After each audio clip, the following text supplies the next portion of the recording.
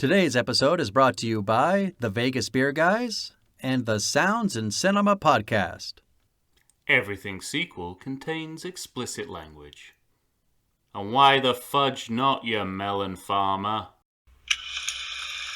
Third segment. We're almost 20 minutes out of this movie.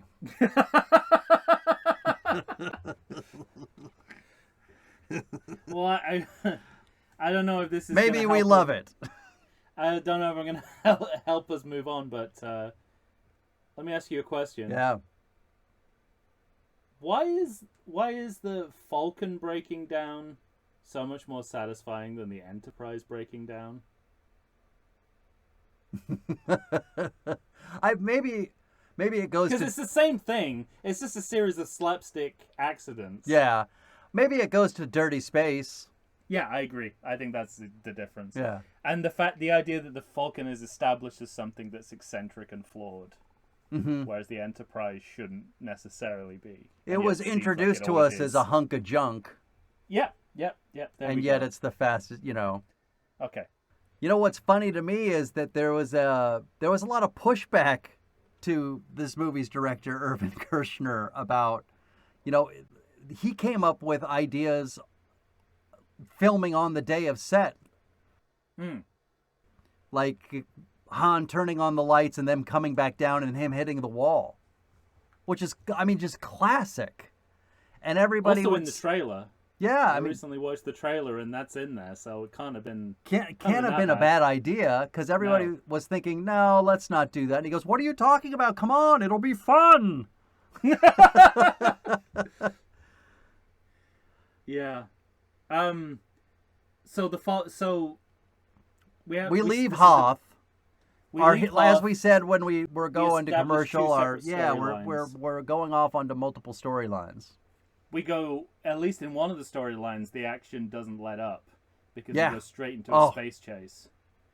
And my note here is a recurring one. Why have they never managed this again? Mm-hmm. Normally, when they do this in a Star Wars film, the pace drops. Yeah, I'm after looking at you, Rian Johnson. Yeah, this is what I'm thinking of The Last Jedi. I'm like. It seems like so easy. Just keep it moving. Yeah. In one of the storylines, then you can be cerebral and slow in the other one. But keep at least one of the balls in the air. Yeah. Right. And at any given time, so we have some contrast. And it's this is often talked about how fairy tale Star Wars movies is. There's a real David versus Goliath kind of feeling about the fleet chasing the Falcon, this one ship. This ship that we love, we discover has become a slingshot. It's the little train that could, yeah. Right? I mean, it's and it reminds us, at this point, our heroes are part of the minority. They're not. They are the, Well, and you really get that... They're the counterculture. Yeah, and right? It's funny because that was one of my big notes for this movie, because we've destroyed the Death Star, and yet we're still behind. So when you see the scale and the scope of the Imperial forces, you think, man, they really have a stranglehold on the universe. The galaxy, yes. Or galaxy, rather, yeah. Yeah. Only that sports commentator in The Phantom Menace thinks it's a universe. You're right. With the two heads. Yeah, it's a fascinating one because at no point in this movie do they let our heroes win for very long. They have minor victories along the way, but it's never too long before they, so they have to evacuate or they get attacked or have to hide out or something. Like they have these huge setbacks. And story-wise, I don't want to jump too far, but story-wise, you want your heroes to reach a depth, a bottom, so that they can climb back up. But later in the movie, good trilogy storytelling. Isn't it? And later, Kershner still does something interesting, where when one half of the group is getting lifted up, that's when Luke is falling his furthest down again. Exactly. Yeah, there's definitely a sense of interplay between the two storylines that is really well thought out and leads to a much more interesting watch. But here's a moment, you mentioned that why the hell didn't this win an award for art direction? Despite being in the Because middle of the of an potato action sequence, and the shoe. despite being in the middle of an action sequence, when they're flying around the asteroid field, all I can think of is how beautiful Yeah. the balletic movement of the rocks and the ship, John Williams' music, going full Halls the Planets. Absolutely. It's like it almost to like a 2001 level of pure like. Well, and so I think sublime spectacle, And I think it's funny you say that because I think the same exact thing, but I had that conscious thought where I don't think people think that this raises to the level. I think because it's pulse pounding and because it's quick and fast, as opposed to the. But it's not. It's. Well, the pace is. Pace and speed are two different things, right? Like it's keeping the ball in the air. Well, I'll go back to Star Trek too, because Star Trek: The Motion Picture wanted to do what 2001 had did, and what we discover in that watch is you're making a less interesting film. Yeah.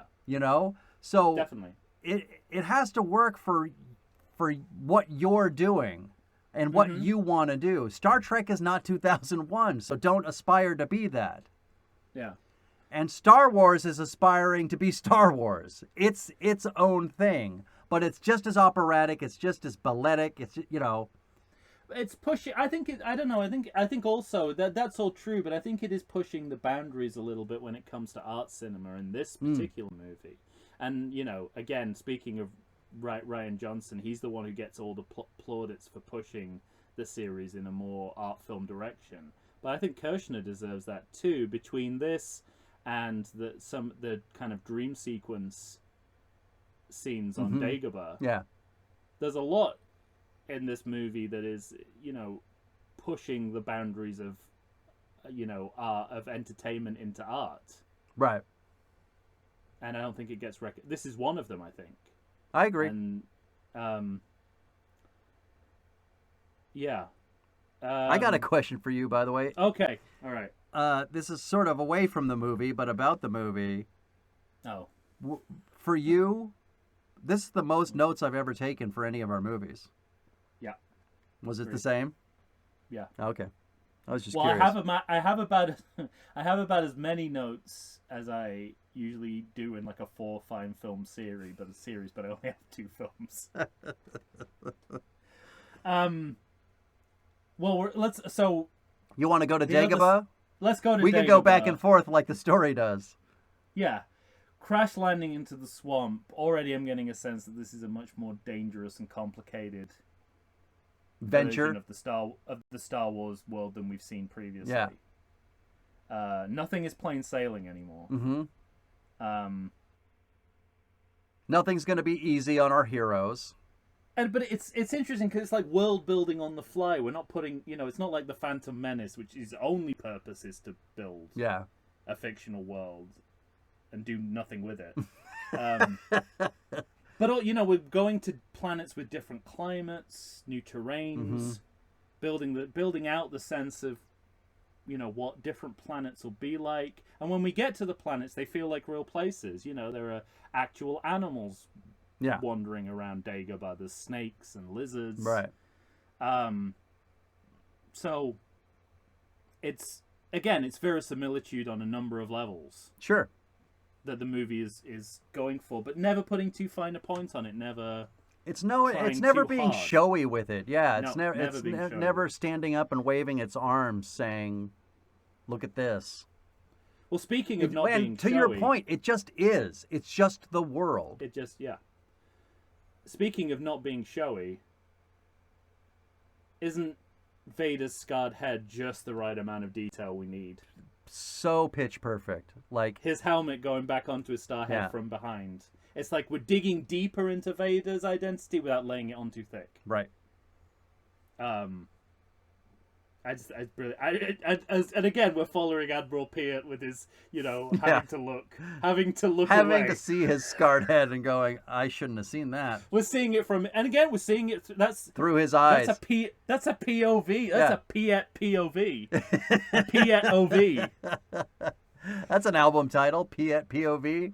Has the series ever done that again, where we've invested in such a minor supporting character? Not that I can think of. Watto, maybe. I'll shut up. Okay, it's not what you wanted. We're not there.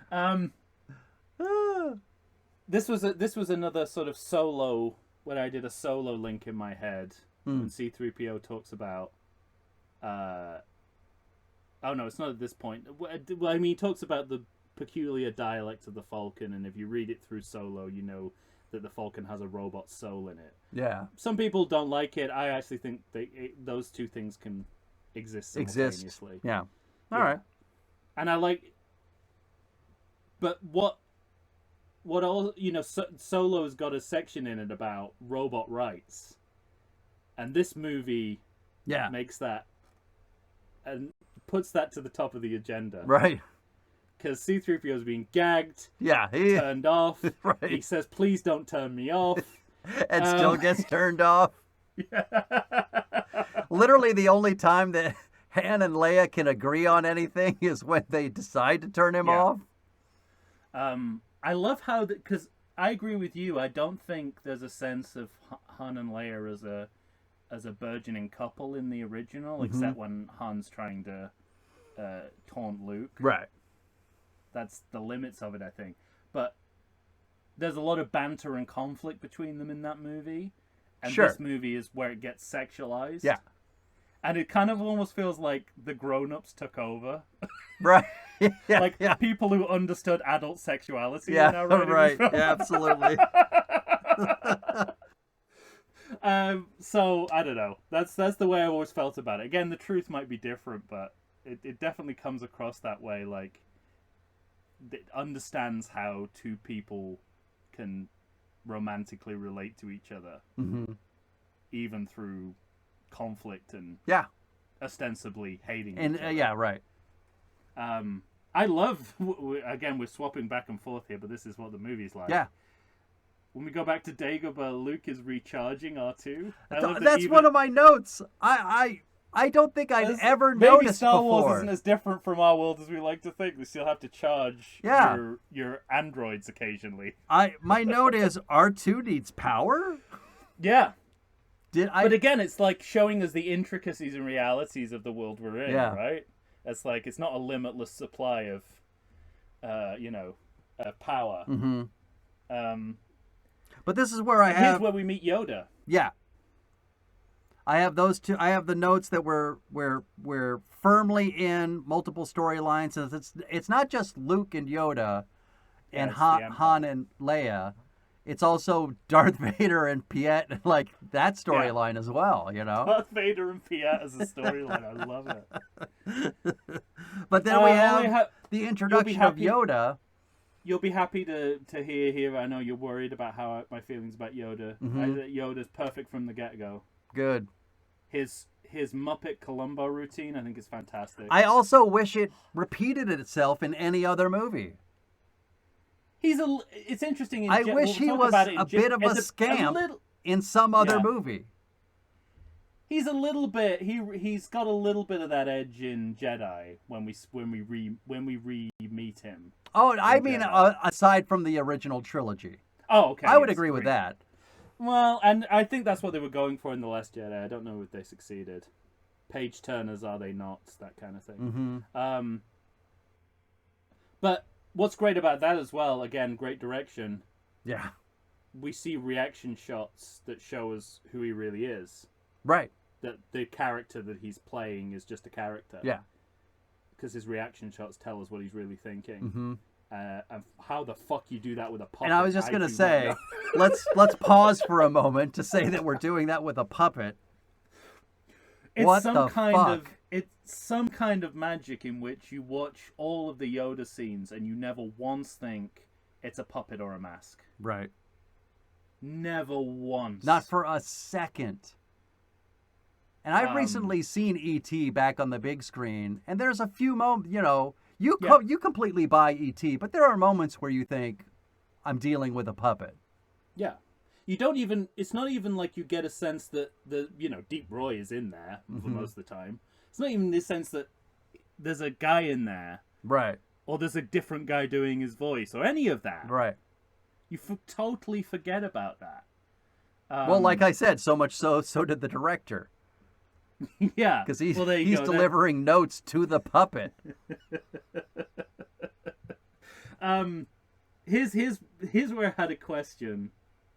And also, this is, by the way, the Muppet Columbo routine is just a slightly comically skewed version of Obi-Wan's, well, of course I know him, he's me. Yeah. So, it ain't that different from the way Obi-Wan's introduced. Mm-hmm. It's just different and funny. And right for the character. So Vader's getting hologram reports from his officers. Right. Who are presumably on 3 different ships in the asteroid field. Right. Now, I want to know, in your version, the original version, does one of those holograms disappear in the middle of the report? As if like a huge asteroid hit it? Like an asteroid hit it. I don't think so. Because if that's a special edition, a special edition, it's not funny. If it was in the original movie, it's funny. Because they're just like balancing humor and drama. If they added it in later, there wasn't supposed to be any humor in that scene, and they added it in, so it's unbalanced. Right. So I don't know. I'd have to If go it's back. I don't know if it's funny or not. That's what I'm saying. That all depends on when it was put in. That's funny. And speaking of special editions, we have to talk about the Emperor. Yeah, for sure. Who in your version is a chimp face lady. Is a woman, yeah, exactly. With a bit of chimp face. Yeah, chimp eyes. Chimp eyes. And it's funny because... And in my version, it's Ian McDiarmid. Yeah. With different With lines. different dialogue, yeah. So, I don't... In the big scheme of things, I don't object to retrofitting Ian McDiarmid in there. Yeah, right. You know, it's like putting Jerry Stiller back as Frank Costanza in Syndication when he wasn't played by Jerry Stiller. It's like, I'm fine with that. But rewriting the dialogue, that changes the entire movie. Yeah, right. That changes what we know. That's a ripple effect of that. Mm-hmm. That you know more for the rest of the movie than you did. Than you should. That's what I object to. But isn't it interesting that choice was made because it's indicative of filmmaking right now? Yeah. You know? When you think It's giving the game away. Yeah, you're giving the game away. When you think about, I think we've talked about this before, but Man of Steel, and we're on fucking Krypton for like 40 minutes. Yeah. Whereas Superman and Superman 2, when you repeat it, you know, that movie knows that you need 10 minutes. Get off that planet. Well, it's all we can afford. Yeah, that's true. But sometimes those constraints are good. You know what I mean?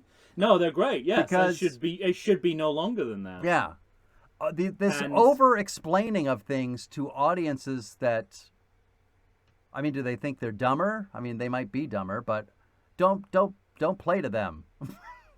Well, also, you know, trust this movie's ability to express the same thing in half the amount of dialogue and information. Yeah, right. Absolutely. I like how Yoda's house kind of leans into the Tolkien of it all. Mm-hmm. It's like a real Hobbit hole. So it's a nice nod to the fantasy side of the saga.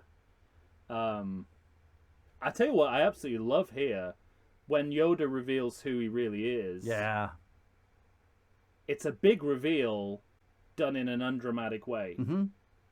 Like you have all the technical, you've literally, but have to me, all the it's technical elements at your disposal, and they've gone with acting, writing, I was directing. just gonna say how we do this moment because to me, it's all about character, acting, writing. Yeah. The character revealing himself. Mm-hmm.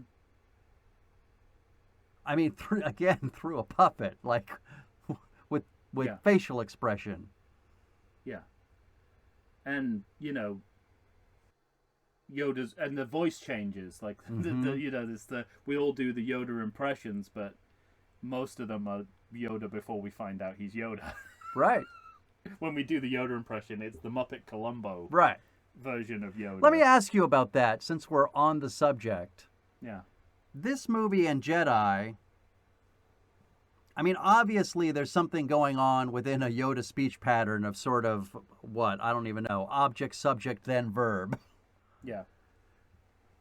And yet, it's not every sentence. It's not. It's not like, to me. Yeah, it's what we've decided to focus on culturally. Yeah. Right. Then it became that. Movie.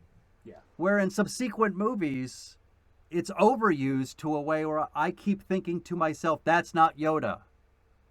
And when you add the fact that he's Page now turners, are they not? Yes. Yeah. So when you add the fact that he's also CGI now, he's never as real in any other movie as he is in this movie and the next movie. Yeah. That puppet's already visibly falling apart by the time he reappears in Jedi. And I don't know what they were thinking with that Phantom Menace puppet. At least they tried. I don't know who thought that looked anything like Yoda, but okay. Minox and space worms. Yeah. My note is, there's, again, not too lofty to simply fight monsters. Well, That's part of it too. Yeah, right. That's part of this, this character drama. But going back to what you said about the great sound, Minox or horse neighing run backwards. Oh, it's fantastic. So good. And again, like, this is what the movie gives us, what we need when we need it. So when the Luke storyline starts to get very cerebral, we get really schlocky in the other storyline. Yeah, right. So the timing is crucial here as well. It's just, they're shooting Minox and escaping space worms for a few minutes as a kind of a palate cleanser to what we've just seen. Right. And then, we need it as well as a kind of like an amuse-bouche, because soon we're going to go into the cave. Yeah. It gets very metaphysical all of a sudden. Mm-hmm. Now, my big question for you: are you okay with the slow motion in the cave? Yes, because it's a stylistic departure. It makes sense, doesn't it? With a purpose. Yes. Because it's suggesting the dreamlike quality and the fact that this is not really happening. All right. It's judiciously done, yes. Equally judicious is that this movie's weird alien parade is done once again without any reaction shots or close-ups of the aliens. When we get to the bounty hunters on the Star Destroyer, they're just background. These bounty hunters are just part of the world. Compare that to the Cantina. Right. Every single one of those fucking aliens has their own shot, has their own close-up. You can barely see any of these aliens. Well, and it's a sight different than a CGI. I don't forget her name, but the singer from Jedi, who gets in your version the close-up with the bulging eyes and the that is a hard note singing, which was the hard note was hard to take. Yes. Here we get some more British Imperial officers, which is good because they immediately, most of them are killed minutes into their first appearance. Right. I've already talked about, we're trying to take Luke down a peg, and Yoda's kind of rewriting the hero's journey in more critical terms. So he's saying everything you've done to this point is worth shit. Yeah. Crucially, without mentioning the Death Star, and I think that's deliberate. It's like, doesn't matter. None of it matters. And also, crucially, he talks about and this is why this is one of the best sequels of all time. He talks about the Force in a way that extends the mythology from what we know, but doesn't contradict what we've already seen. Right. And that is a huge failure of later Star Wars movies. I'll say. Can't keep their story straight.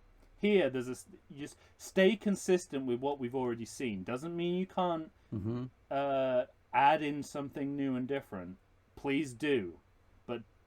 But don't contradict anything we've seen. And if you do, find a way around it that makes sense. Yeah. That you can explain to people without them having to use their head canon. Without them having to think about the blood. The thinking about the amount, the little Metachlorians. little worms in your blood. Yeah. So, I mean, it's... And then my next note is about raising the X-Wing. Mm-hmm. An in and out of world showstopper. Well, now, Right? but before we do that, where's your head with that cave scene? Like, say, because what I find remarkable about that, It's surrealism. yeah, but what I like about that cave scene is that when I think back to when I first saw it when I was 8, it should be something I almost can't understand, and yet I do. Yeah, it's dream logic, right? It's Yeah. working on the... That's what I mean by surrealism. It's working on the principle of dream logic, which is the most accessible form of, like, avant-garde. Mm-hmm. Because we all have dreams, and we all know that they don't make sense, but they're trying to tell you something. Well, but how much... This could simply...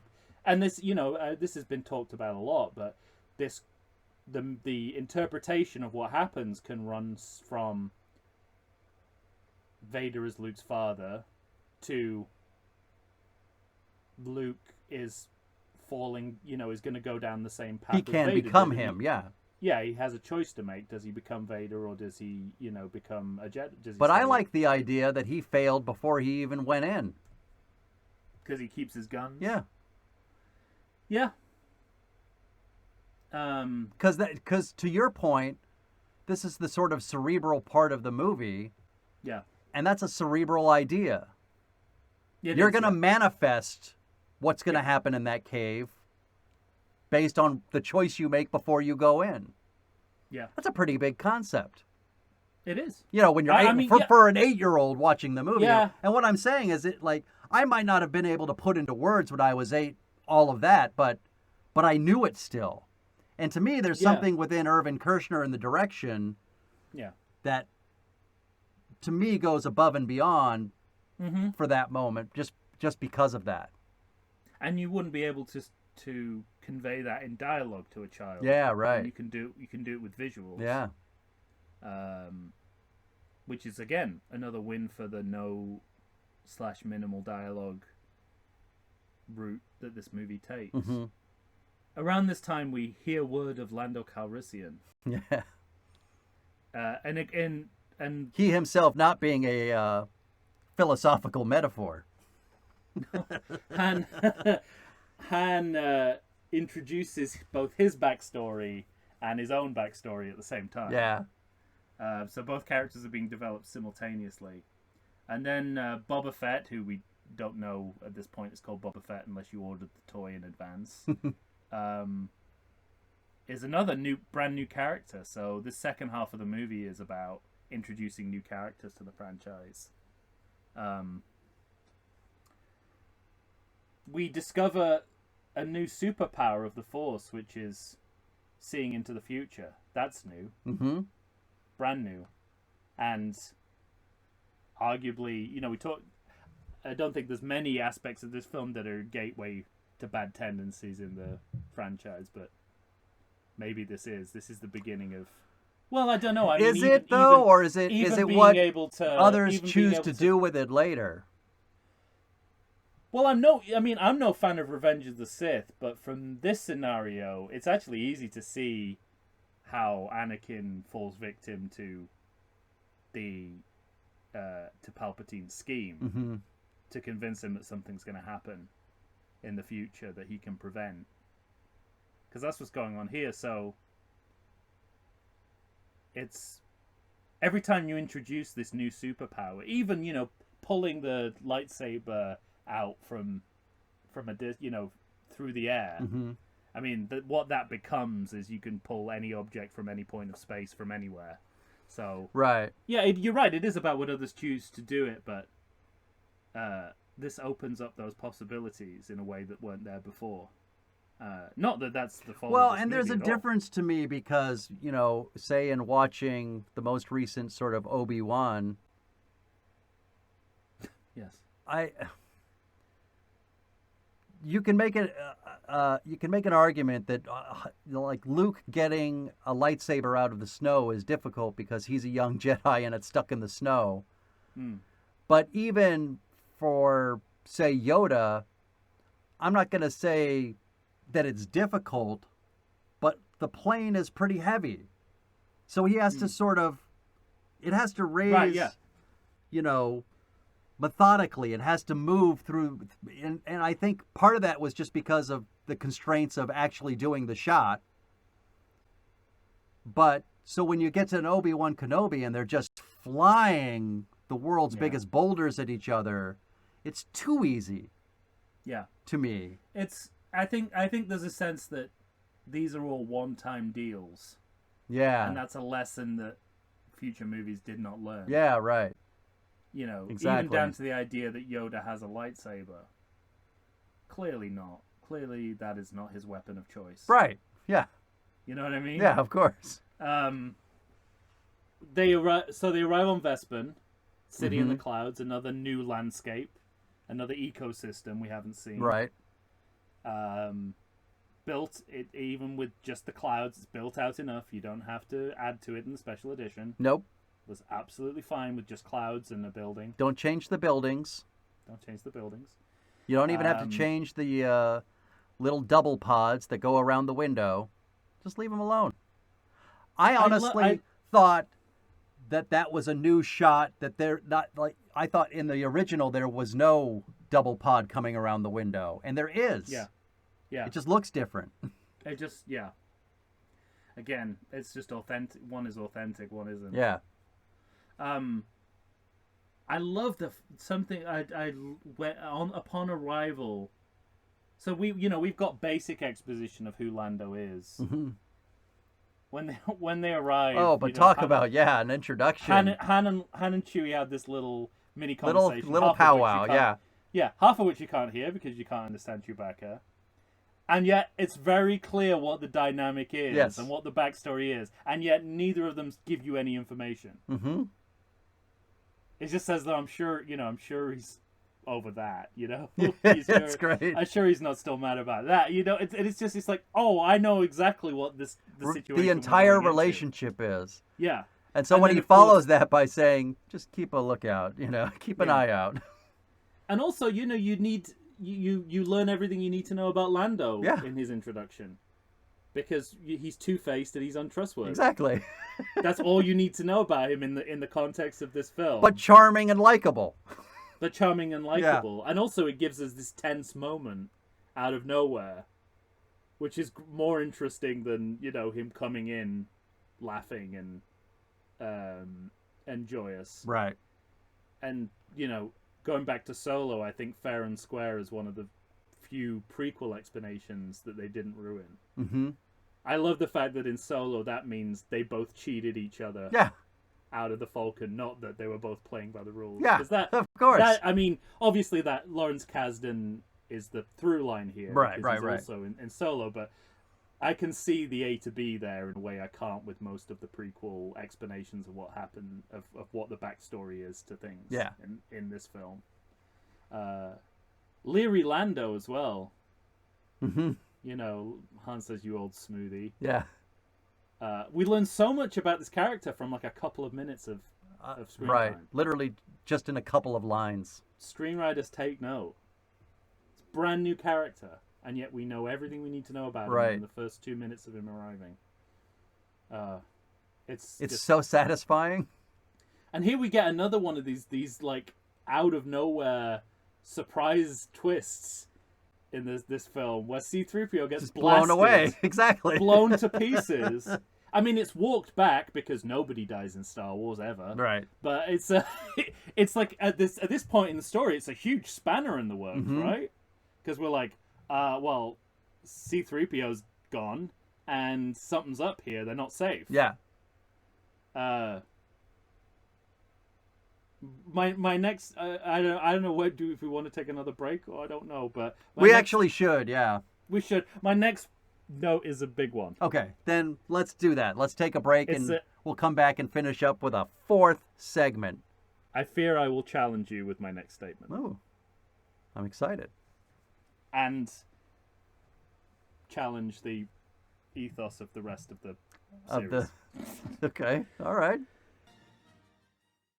I like to think I know something about beer, but nowadays even I get overwhelmed when confronted by the exhaustive selection of craft beers they have at bars, breweries, and even grocery stores. Back in the day you had one, maybe two craft beers to choose from, and if you were confused, you ordered a Guinness. But in beerstinations like San Diego, the craft beer options lately are in double, sometimes even triple digits.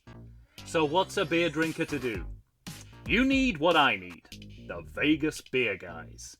Your beer of choice should be a perfect blend of malt and hops. And so a live show about beer needs that same balance. And the Vegas Beer Guys matches beer expert Dan Aker with self-proclaimed beer novice Stephen J. Weiss. The results are eminently drinkable. They're on Facebook, they're on Instagram. They'll try new beers, they'll tell you about beer. Think of them as your beer Sherpas guiding you up a foamy-headed mountain to reach the peak of your pint. God, I need a beer.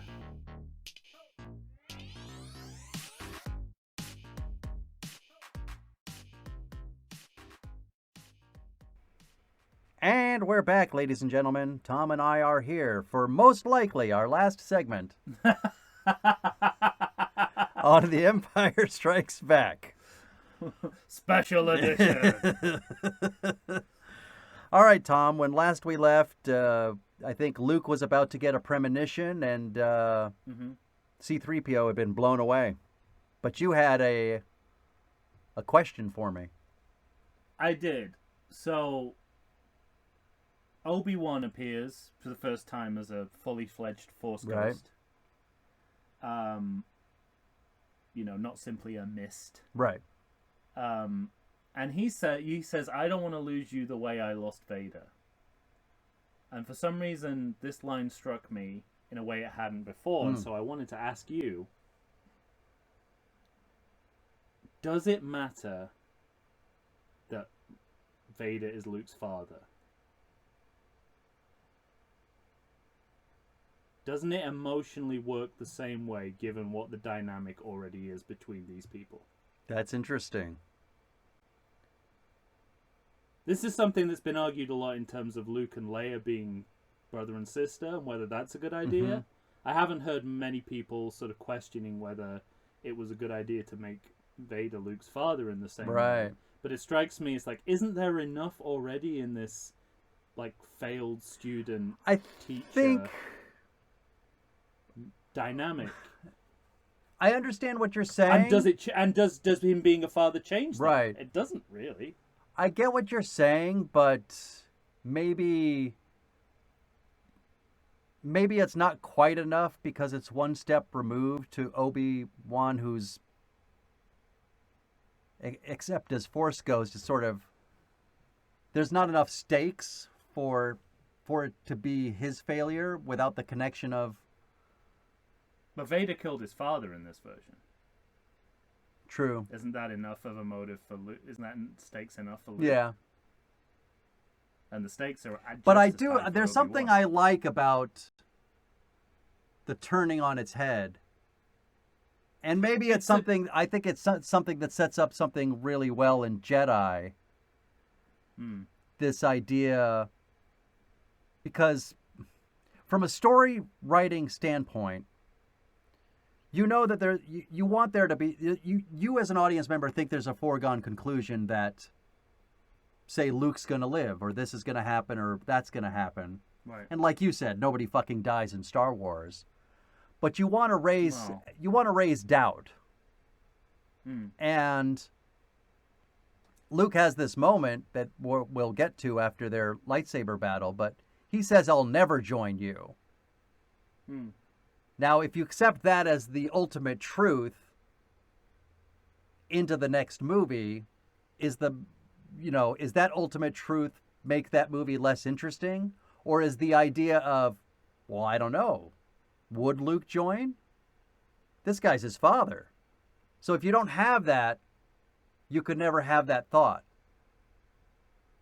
Now, as a kid, I don't think I ever thought Luke might join, because you see it as cowboys with white hats and black hats. You know what I mean?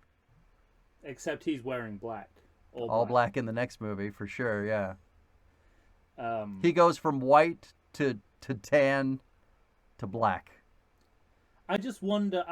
My overall point is, in making Vader Luke's father, does this take us down a path of space opera and family saga that forever dominates the destiny of this franchise?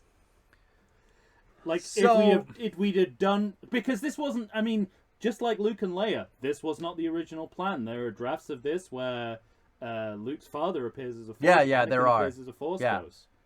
So this is not baked in as we think it True. is.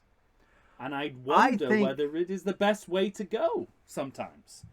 I understand what you're saying, the moment itself is so good, justifiably iconic. And I'm not gonna. I twist. think my instinct is to not blame this movie for the choices made after it.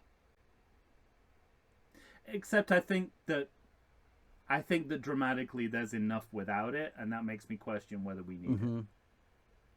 But I still say, I mean, there is enough dramatically. I actually don't think it affects things. There is enough there dramatically to make the story interesting, but isn't the most interesting thing hearing, because it's, you just said it, but it's the most iconic moment in the series. But that, in its own right. But I think it makes other parts of the series suffer because of it. Yeah, you might be right. I don't know. That's tough. Whew. And it sometimes feels like the easy option to make everyone related. Right. See, but I think there that's are obviously worst examples. Yeah, I was just gonna say. I think that's. But once the floodgates have opened, sometimes you can't get the water back in, as no one has ever said. brand new. Right here on the Everything Sequel podcast, new sayings. Anyway. Food for thought. We'll return. We'll ask those listening. We'll return to this. Yeah, we'll ask those listening to let us know what they think. Sure, and we'll talk about it again. I think there is another middle chapter of the trilogy. Who is it? Someone else's problem. Yeah, exactly. We're just raising the possibility. But it goes exactly to what you had spoken to earlier. Yeah. About. I know.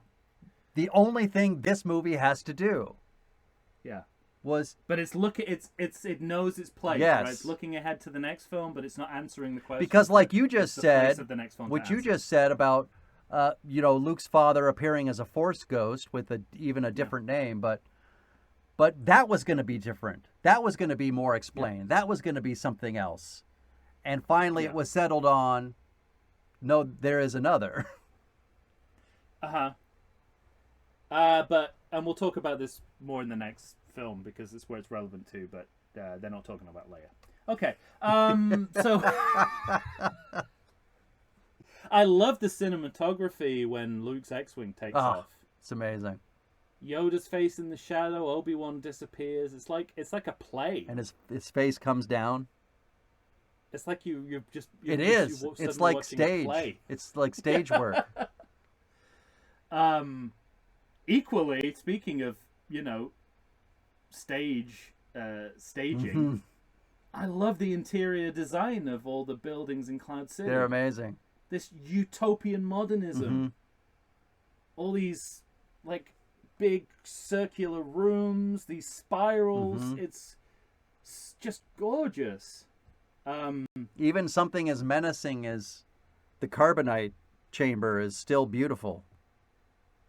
Or the carbon freeze room, Everything in Cloud City has just the right amount of set and furniture detail. Which is great, which is interesting because it's a completely random location, right? There's no reason why... the Death Star is that's where everyone's heading in Star Wars. One way or another, everyone is going to that Death Star. Right? That's a focal point. Right. This is just a random place that everyone's ended up in, almost arbitrarily. And I kind of love that. But it's also perfect for what needs to happen in the story.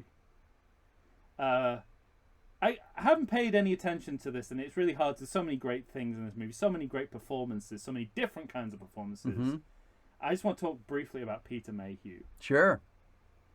Because we sometimes forget that, again, that Chewbacca isn't real, that there's a guy in there. And just how many of his acting choices are the reason that we love Chewbacca. I'm really glad you're bringing this up, because I was looking at an old review from Roger Ebert of this movie, who was saying, like, what's the point of Chewbacca? I think they got ahead of themselves. They wanted a cute furry dog, but what does he bring to the table? Kind of on and on and on about the bad idea of a Chewbacca, and that we never know what he's saying. And that's not true. No. You like you said, his acting choices are fantastic in this movie. Well, especially when, the moment I'm thinking of here is when he uses C-3PO's arms to shrug. Right. Like, ask him a question he doesn't know the answer to, and he goes, and then holds up C-3PO's arms. I'm thinking, that's special. This guy's a special kind of actor. Again, I have another music note here. Just the attention to musical detail in this movie. That there's a separate theme just for walking around Vespin. Yeah. There's da da da da da da da. It's like only in Vespin. Right. That applies to 2 moments in the film, and you've written a special theme for it. But I also John Williams working on a whole different level. When we get to the carbon freezing portion of the movie, the music during that part, to me, it really stood out on this watching, because it's sort of like a funeral march of the Imperial theme. Absolutely, yes. And it's astounding. It's so good. Just to loop back to something, just again, more Chewie goodness. Just thinking about how much he carries these scenes without any dialogue or anyone else in the scene. Right, yeah. The scene with the Ugnaughts, that's about a minute long. It's just grunting. Playing hot potato with 3PO's head. Yeah, he rebuilds C-3PO in real time, and most of it is a long take. Yes. It makes me think if they'd done the holiday special right, and I guess with Peter Mayhew in there, you could have pulled off some of that Wookiee business. Wookiee business. If it was a little shorter, because in the right hands that works. Oh. I could watch that for a lot longer than it is in this movie. But of course, because this is a perfectly written and edited movie, we immediately have Han's tortured body coming out. Oh yeah. It's like the perfect blend of comedy and drama. I feel terrible. And I feel terrible. And I love that it's such a horrific moment, and they break it up with the comedy of C-3PO being put back together, and then the sarcasm of Leia saying, "You certainly have a way with people," and with Han sort of going like like he's got his Indiana Jones moments. I was just gonna say, is looking forward to Temple of Doom, and back to Raiders, and here's the sense where you have Lando having been established as untrustworthy, two-faced. Now we're adding layers to that, and we get the sense that he's complicated rather than villainous, right? Because the film is making clear that this is how he thinks he's going to keep his friends and himself alive. Right. Every choice he's making is not motivated by villainy; it's motivated by caring. Oh, I mean, by the way, we skipped over what I think is up there with the I am your father. You almost got it wrong. I know. We'll talk about the Mandela effect. Exactly. It was when Vader is in the refreshment. The dining room, yeah. Yeah. So good. Boba Fett overdubbed. Well, yeah. Can't even be justified artistically.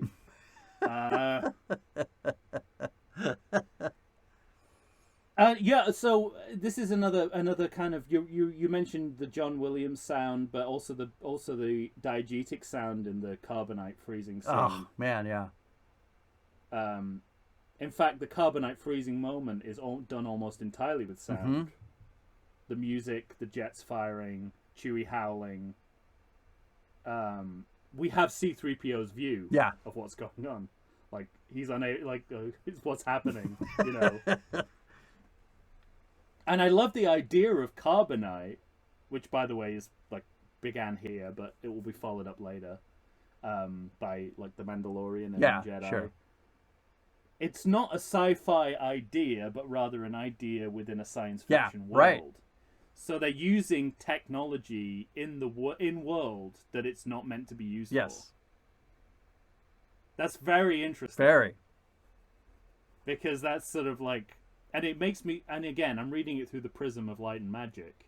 But is there a kind of on-screen, off-screen, the way that light and magic are just like putting potatoes and shoes? Yeah, right.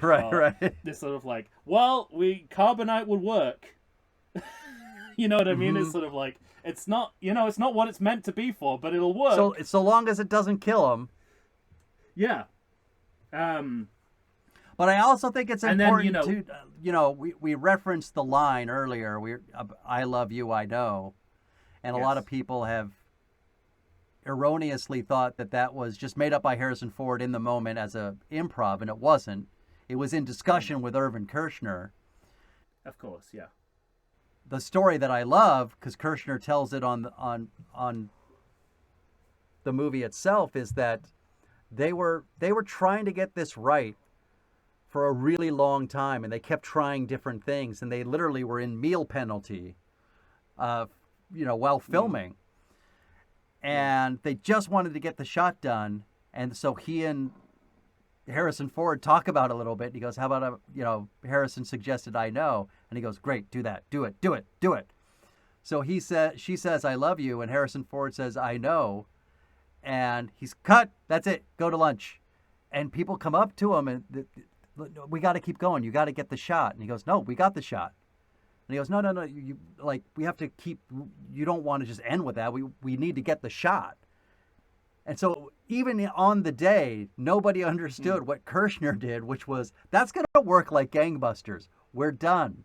We have the shot. It's over, Well, they're also filming in Britain in the early 1980s. That's true. So the meal penalty is actually having the meal. Right. They would rather not have the meal and get money. I'm kidding. Of course, that's a brilliant story. It's really funny that in my head I merged the also somewhat erroneous anecdote of shooting the swordsman in Raiders with this one, to the point where I'm like, he said I know because he had the shits. Yeah, right. Yeah, exactly. I bet someone tells that story as if it's the same thing. Yeah, and so this is the beginning of Lando's redemption arc, right? Imagine what they do with that character. Because it's not like he's showing up early in the movie. Yeah. Oh, you know what I mean? Yeah. So the arc that he has within 40 minutes of screen time. It's incredible. It's fantastic. Yeah.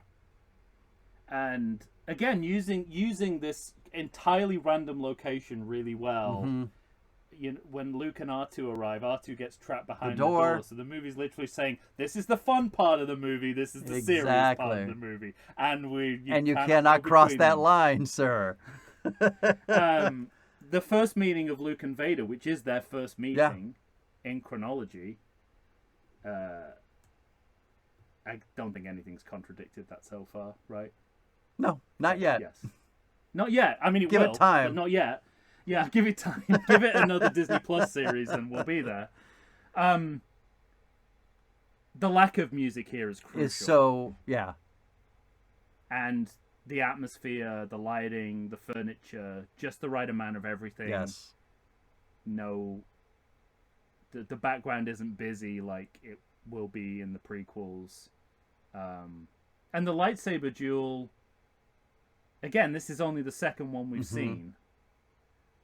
We're upping the ante because Luke's young, so it makes it a more active combat. and we saw him interestingly doing a Mortal Kombat style flip earlier on in his training with you. Right.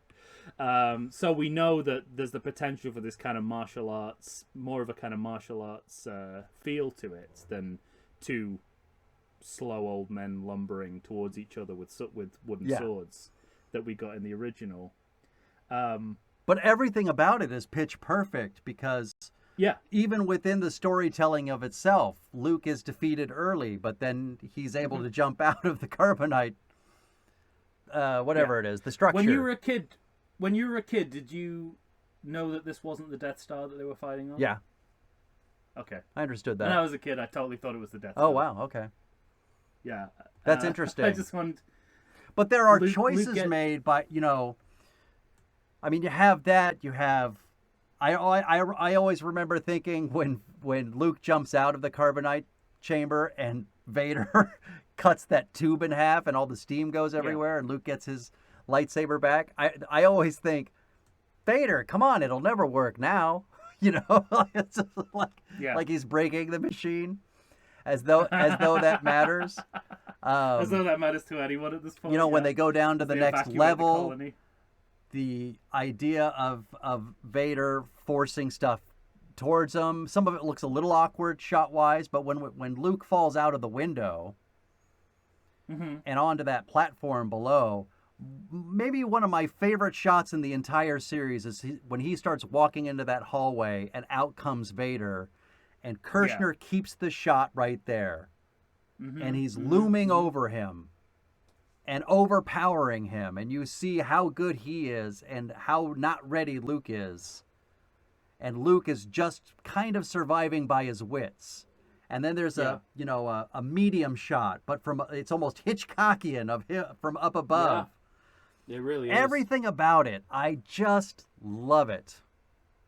I forgot to mention this in regard to the battle on Hoth, but Kershner's direction of action makes all the difference. Right. It's the zooming and the fast cutting in that sequence that makes it.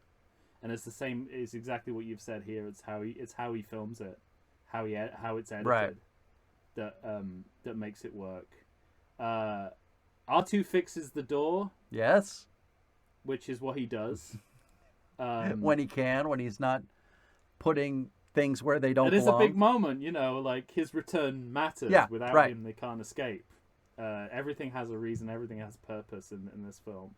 And then we flip the opening sequence because at the beginning Luke gets away and the Falcon's in jeopardy, and then the Falcon gets away and now Luke's in jeopardy. The Falcon, does the Falcon get away as much as it ever does in this film? And then we get to probably the most famous moment in the film. Sure. And the things I'm struck by, Luke losing his hand, like not physically bloody, but very violent and troubling. Yeah. For a kids movie, in inverted commas. But it reminds me of. And he spent the entire movie being beaten up, and now he loses his hand. It's like it's relentless. It never stops. Yeah. This movie's dark, but I never remember having a feeling as a kid that it was too much, that I was scared beyond my wits, that I couldn't handle it. It always counterbalances. Yeah. I think that's the genius. It's always there, and I'm reminded of a conversation I had with Matt for Project 1982 when we were talking about The Dark Crystal and we were talking about Secret of Nim.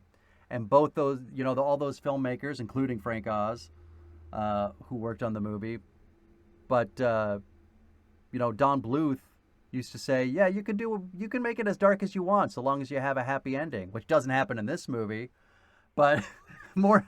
It's not an unhappy. But it's not an unhappy ending, and more specifically, Jim Henson had said, I think people don't give kids enough credit for what they can handle. And that's what this whole movie feels like to me. This impression that this movie is too dark and it has nothing for somebody to latch onto, I don't think is true.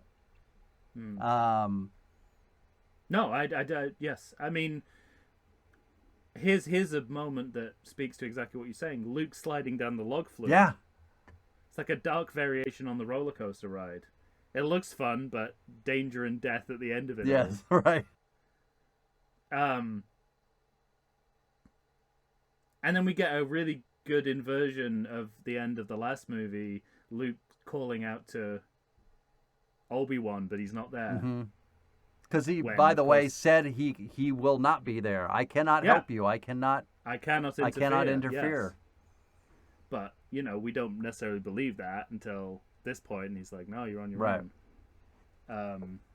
And then, to the telepathy with Leia, and a lot of people say this is evidence for the fact that they knew that she was going to be his sister at this point.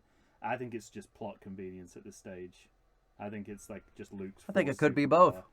both. Well, it looks like both in retrospect, but I think they probably thought, oh, remember when we did that? That helps us with this huge retcon we're about to do. Oh, you don't think that Leia was planned didn't at this know. moment? No. I think that's pretty established. Not until in between this and Jedi that they knew. I mean, Lucas has gone back and forth on this throughout his career. He says different things in different interviews. Yeah, I'm trying to think back on the commentary I was years- watching. And before, and I think the operational theory is before the prequel backlash, he was willing to say that he made it all up as he went along, but he got very insecure after the prequels had such a bad reaction that he claimed that, that it was all a master plan. There's absolutely no evidence for that from other people. Interesting. He certainly didn't let anyone else know if this is what he was planning. At any point, otherwise they wouldn't have had them French kissing. True. Um, Well, French kissing. You're going a little far, I think. No. No, they went a little far. Yeah, this is where we get the needless shoe leather that I talked about in the ranking episode. Darth Vader's like, Right. but people need to know how Darth Vader got from one place to the other by shuttle. Yeah. Okay. Right. That's what I assumed. I had already I concocted know that they in don't my have head. access to a transporter in Yeah. this world, so that's the only option. Right. And he walks into the beginning of Return of the Yeah. Jedi. Although, from what I understand, they used a different shot. Not that I care, because you still Well, used you a can shot still from see- Jedi. You can still see Moff Jared, Yeah.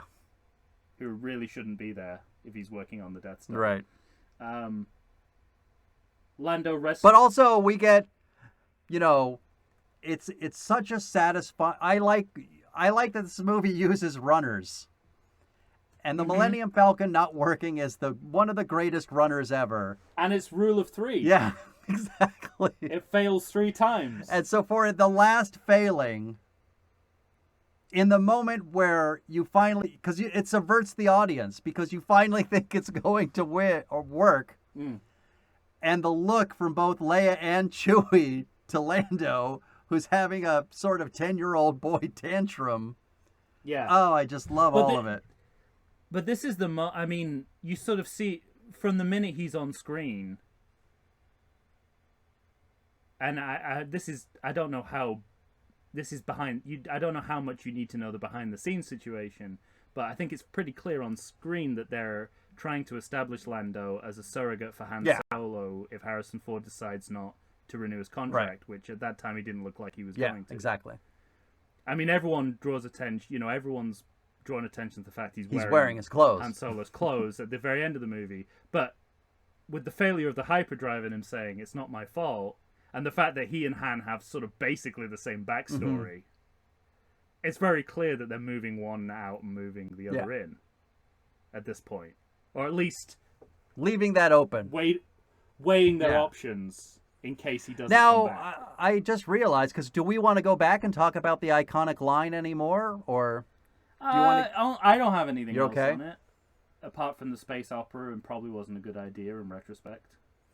I'm still not Yeah. fully convinced of that. I do like sort of the backstory, because Also, there were... he doesn't believe it by the end. He still there's still no sense that he believes it by the end of the movie. right. Well, but he does call him father. But he doesn't truly know, of course, until Jedi. But I think that's more for the audience. But I also, there were 5 people that knew. I'm trying to remember now because Mark Hamill knew, Lucas knew. Oh, you're talking about Off-world. You were talking out of world. You were talking behind the scenes, and I was thinking in my head, I was going Bail Organa, Yoda, Obi-Wan. But one of the people that didn't know was David Prowse. Prowse? How do you say that? David Prowse, yeah. And he is always, I guess it super pissed him off. He always said he would have made a different choice physically. Well, that's probably why he gives spoilers at every fan convention he's ever been to as revenge. That's funny. They hate him.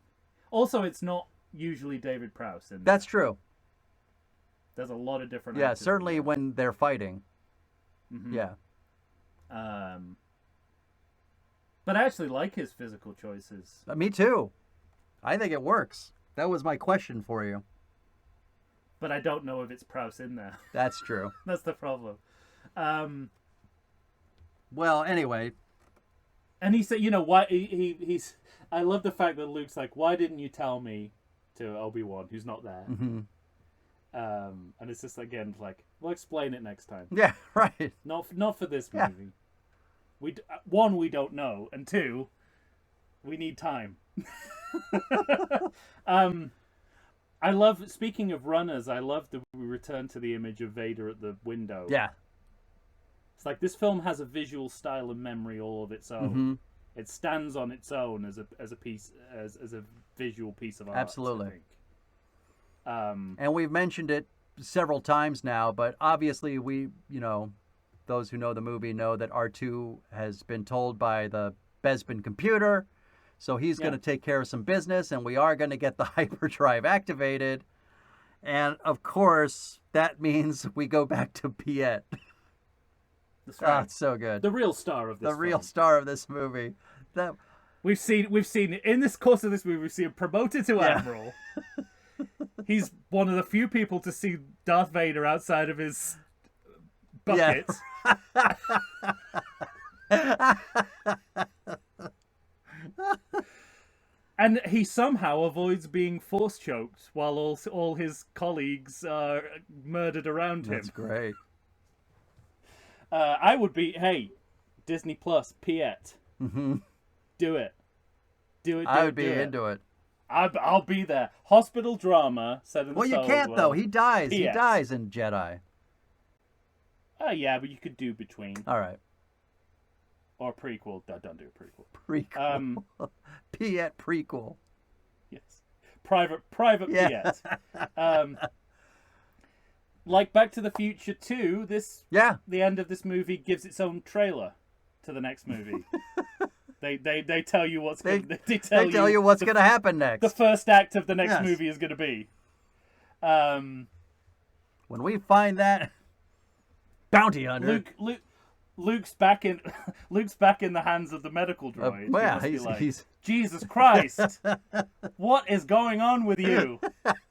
I turned my back for 5 seconds. Stupid ass human. And sense of dramatic full circle. Luke's back in the hospital. Yeah, even Lucas himself talks about this movie in terms of it not having a beginning or an ending, and I don't think I agree with that. I don't agree with that at all. No. It's a perfect, again, like everything in this movie, it's perfectly balanced. We right? talked about Star Trek and Star Trek 3: The Search of Spock, because you gave a lot of voice to the accidental trilogy, and that you don't ever make a perfect second part in an accident. Yeah. And this, of course, was planned, and it looked, it comes across as the perfect plan for a second part in a movie trilogy. It really does, and I would describe the ending as ambivalent. Mm-hmm. It's not happy or unhappy. There's a sense of optimism. There's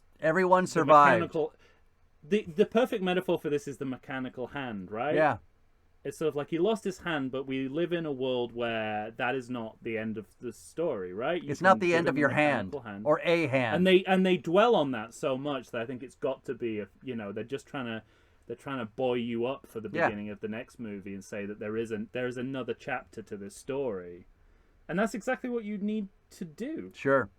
And they're looking out the window towards the future. C-3PO's got a new coat of he's got a gold paint. He's been buffed, so it's ambivalent, which this whole movie is. It's balanced. Doesn't it's the perfect balance. Doesn't Han at the beginning of this movie call him Goldenrod? Goldenrod, yeah, and the professor. Your professor. Which is my personal Plug favorite. the professor into the computer. Pull out the professor. Love that. I think that's great. Han Solo is so toxic in those early scenes in this movie. He's like taunting Leia sexually, gagging C-3PO. That's all. Then I'm in the credits finally. Yeah, credit somehow. credit check me, please. It's not much. I'll be quick. All right. Joint billing for Hamill, Ford, and Fisher. Yeah. Because their celebrity rose in tandem, right, through this property. But it's interesting, like, their future stardoms diverge, right? Drastically, sort of like, interesting that all the people behind the mask get lumped together in the same screen. Right. Except for 3PO. And somehow Franco's is at the bottom of this list. Which doesn't make any sense. The supporting cast are divided into ranks, which is fine, but you could also list the Imperial officers by nationality if you wanted to. We talked a little bit about Industrial Light and Magic, and it's difficult to comprehend, but an entire company worked on the effects in this movie. Because that's back when all they had to do were these movies. With Star Wars, right? That's before they even took Wrath of Khan as they were moonlighting. For one scene. Yeah. This is pre But think of the work that they do on Khan in 82, and then just 1 year later when we're seeing the Death Star, the unfinished Death Star in front of the moon. Like how far that little bit of technology came in just 1 year. Yeah, and this is, this is what, 6 years all told of real time for this entire trilogy. At least my version ended with a phone line, 1-800-THX. So you can throw your local theatre under the bus for not using the THX system properly. What kind of vindictive fuck is doing that? That's great. How often is that phone line utilized? I don't know. But it reminds me of a story when I worked at a movie theater and Godfather 3 was out. And about an 85-year-old man, I've heard of heavy set, bald, walked out of the theater of Godfather 3 and said, "Hey!" Gave me the finger. "Come over here." And I walked over and said, "Yes." He goes, "Turn up the sound in there, or I'll report you to Los Angeles." And I said, "Okay. What's the telephone number for Los Angeles exactly?" I'll report you to the... Excellent. So I'm sure he made a call or two. No one would report this movie to Los Angeles. Hell no. Well, that's it. Got to be our longest episode. It will be. Since that unaired pilot we did. Where we attempted to talk about all the Superman films in one episode. Kind of feels the same. Yeah, we redid that. The same feeling. I don't know. Maybe we'll break it up into 2. We'll see. Yes, we'll see. All right, ladies and gentlemen. You know where we stand. That's where you should stand for The Empire Strikes Back. But by all means, tell us what you think. Find us on Facebook, Instagram, or Twitter. Send us an email to everythingsequel@gmail.com. For Tom Stewart, he's from Lonesome Whistle Productions. Michael Shantz here of the How Dare You Awards. When you hear us next time, we'll be talking about Return of the Jedi. Say goodbye to everyone, Tom. I'm nice, man.